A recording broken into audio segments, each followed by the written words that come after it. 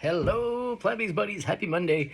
I have a few minutes here drinking my smoothie. Drink some smoothies. It's a great way of hiding a lot of nutrients in a small space.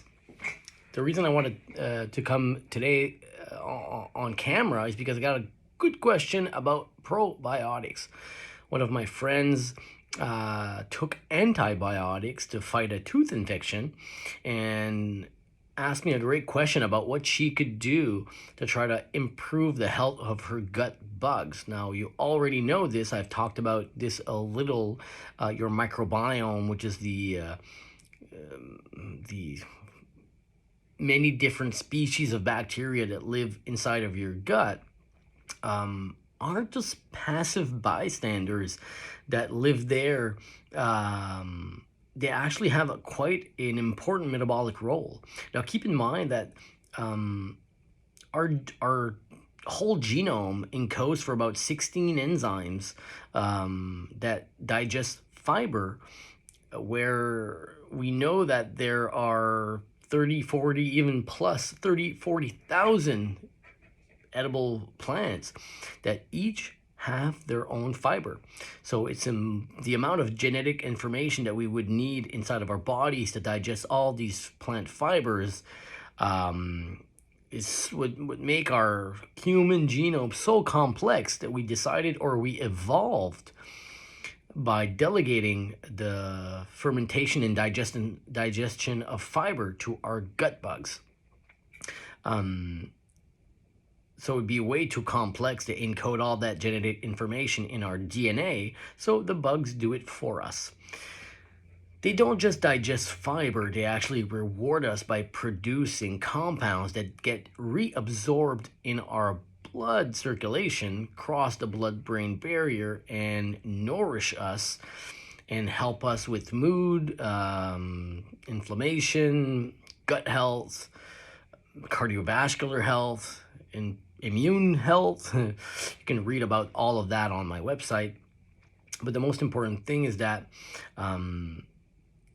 we eat fiber-resistant starches, soluble fiber, and we can group them in what we call prebiotics. Then that makes it in our colon, where the bacteria, the good bugs, which we call probiotics, digest the fiber and then produce compounds that have benefits called postbiotics. So when we're talking about probiotics, we're talking about the good gut bugs. But that being said, when most people hear the term probiotics, they think probiotic supplement. Now, there's a difference. The probiotics in our guts include many different species of bacteria and billions of bacteria, all with different features and characteristics. Whereas when we're talking about probiotic supplements, we're talking about billions of identical copies of a few species, usually two, like lactobacillus or bifidobacterium, that are copied over millions and billions of times and put into a capsule. Now, it's wishful thinking, hoping that millions and millions of copies of the same two bacteria would reproduce the complex ecosystem of our gut bugs. But that being said, people assume that taking probiotic supplements is good for you. What does the science say? Well, the science says that it may be useful in reducing the diarrhea that's associated with antibiotics, may be associated with reducing infant colic, may be helpful in reducing diarrhea in people that have gastroenteritis. Other than that, not much. Now, keep in mind that when you take a probiotic supplement, you're feeding your bacteria with millions, your gut bugs with millions of bacteria, but identical copies of the same one. And then if you do not eat a prebiotic rich diet that's rich in soluble fiber and resistant starches or in polyphenols, well, then those bacteria simply die off. They typically die off within a few weeks. So probiotic supplements are maybe good to kickstart the process of increasing gut bug diversity, but not a great solution long term. So when my friend asked me what can I do after my antibiotic to kind of rebuild or replenish my gut bugs, the answer is simple. Eat prebiotics, which are resistant starches and soluble fiber in foods rich in polyphenols. Polyphenols are found in plants mostly. And focus on plant variety, knowing that your gut health will benefit more by plant diversity than plant quantity. If you eat always the same foods every single day, you're leaving money on the table there in terms of gut health. So aim for 30 or 40 different plants per week, which means that hemp seeds, chia seeds, flax seeds in your oatmeal with a little bit of granola and a little bit of berries. You already have 7 or 8 plants right there. Add some cinnamon to it or a pinch of any other spices, and all of a sudden you're into 10 or more plants in one single meal. That's how you get good gut health, and that's how you resist the negative impacts of taking an antibiotic. Now, antibiotics save lives. I'm not anti-antibiotic. I prescribe them regularly. I just rather that people know that we are destroying a part of your microbiome. And for a lot of people that do not have a healthy diet, that microbiome will be destroyed and never recover. Whereas people who have plant diversity, plant quantity, and prebiotics, resistant starches, polyphenols, and soluble fiber in their diets, they do maintain good gut health after taking an antibiotic. So where do you find soluble fiber? Well, you find it in chia seeds, you find it in oats, you find it in berries, you find it in my breakfast that I have every day, and I eat that for a reason. So taking probiotics might possibly help, but not as much as actually a good diet. So I find it funny that people who eat a crap processed diet would take probiotic supplements to try to improve gut health. That's totally probably you're stepping over dollars to pick up pennies. I don't know if you understand what I mean by that. So if you are going to take a probiotic, if you are going to want to optimize even more and take a probiotic, just kind of keep in mind that probiotics contain millions of bacteria under what we call a unit called colony forming units, so CFUs. So in a perfect world, you take a probiotic that contains at least 25 to 50 colony forming units, which are 25 to 50 billion colony forming units. You don't want to take a probiotic that's refrigerated. They tend to last longer. You would want to use those that are in liquid form. They're a little bit more reliable than the ones that are in capsules. Check the expiry date because they do expire.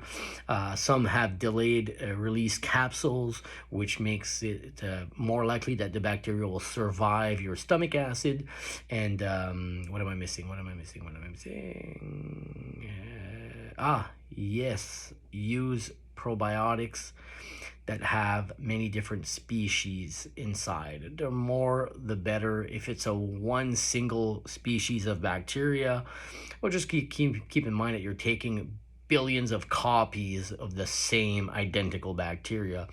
That doesn't promote gut health. And gut health, by definition, means gut diversity and not just quantity. Bombarding your bowels with the same copy of the same bacteria billions of times is not going to help. And I compare that to if you're building a house, you need your electrician, you need your plumber, you need your roofer, you need your carpenter, you need your flooring guy, and you get the point. You need multiple different trades because they all have different expertise. The same goes with your gut health. If you bring in 100 electricians to build your house. Well, the wiring might be great, but there's a lot of other things that'll be lacking. And it's the same thing for gut health. Moral of the story, if I'm going to kind of conclude in 1 minute, gut health is predicted by prebiotics, resistant starches, polyphenols, and soluble fiber, combined with probiotics, which means good gut bugs, and to produce postbiotics. And the way that you get the prebiotics to feed the good gut bugs is you eat a lot of plants that contain fiber, and you eat as many different varieties as possible. That's how you keep your gut healthy, not by taking a probiotic supplement that has billions of copies of 1 or 2 bacteria. Hope that helped. I'm not anti-probiotic supplement. I'm pro-science. And a lot of people will use fear-mongering to try to sell you probiotic supplements, whether it's big companies like AG1, which is Athletic Greens, or companies that sell probiotic drinks. I'm not saying they're worthless. I'm saying that they play a role in maybe 1 to 5% of gut health, while your intake of prebiotics is probably 95% or more. So sprinkling some probiotic supplements or probiotic powders or probiotic drinks on a crap diet is literally going to do absolutely nothing for your gut health. Using that 1 or 5% benefit on top of a healthy diet, you might see a difference. Just like many supplements, they're there to support a function and not to make it magically better by itself. So that is my probiotic answer. I don't take probiotics. I never have. I probably never will. If I get diarrhea with an antibiotic, even with everything I'm doing for my gut, maybe I'd add one, but I'm likely not going to be taking any probiotic supplements soon unless something changes in the science and they find new magical benefits from it. But constantly, I am bombarded on social media with people that have their magical drink of probiotics for gut health. And I think that ask anyone who has even minimal training in gut health, in real science, they tell you that that's not the way to keep your gut healthy. Plants are, a lot of them, a lot of different ones, every day. Cool, right on. Thanks for listening. Peace.